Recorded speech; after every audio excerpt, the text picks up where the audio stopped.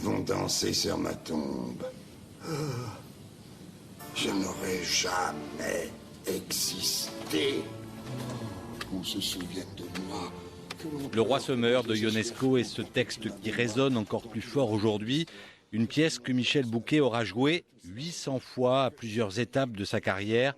Immense acteur de théâtre mais aussi de cinéma, inoubliable chez Claude Chabrol ou encore chez François Truffaut. Un monstre sacré tout en humilité, l'antistar par excellence, discret, modeste.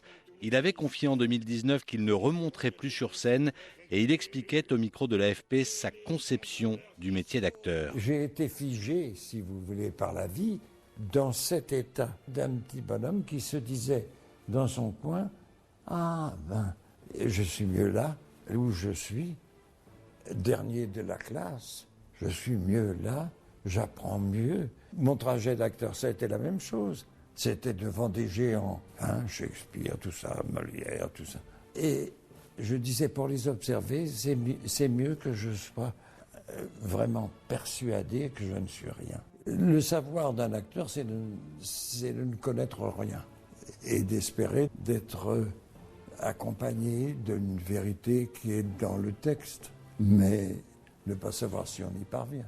Michel Bouquet, 75 ans de carrière et des prix en pagaille, 2 Césars du meilleur acteur, notamment en 2006 pour Le Promeneur du Champ de Mars de Robert Guédiguian, dans lequel il incarne un François Mitterrand plus vrai que nature, et 2 Molières au théâtre, notamment pour son interprétation du Roi Semeur. Sa silhouette plutôt ronde, son style discret et sa voix grave, contredite par une certaine espièglerie du regard, lui offraient une large palette de rôles. Il martelait que l'acteur n'était qu'au service de l'auteur et il aura marqué plusieurs générations de comédiens. Sur la radio RTL, ce mercredi, Fabrice Lucchini lui rend hommage. Je pense que c'est le plus grand acteur de théâtre français. Je pense que personne autre que Michel Bouquet n'a joué Thomas Bernhardt, Molière, Beckett.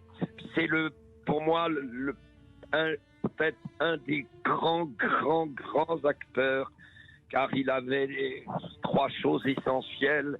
C'était un moine absolu de sacrifice de sa vie personnelle pour essayer de restituer le message des auteurs qu'il avait l'ambition d'incarner. Il avait cette diction qui est unique dans l'histoire du théâtre et il avait cette voix magnifique.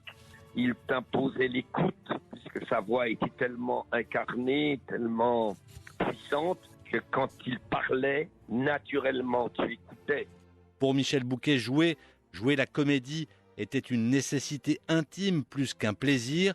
Il aurait, sans doute, peut-être rêvé de mourir sur scène, mais il savait qu'un jour ou l'autre, il devrait s'arrêter. Il le confiait déjà il y a 11 ans. Normalement, je devrais arrêter depuis pas mal de temps, et parce que c'est extrêmement dur de jouer très vieux. C'est très très difficile. Ça demande vraiment beaucoup d'efforts. Mais ça va arriver au bout là. Malheureusement, ça va se finir.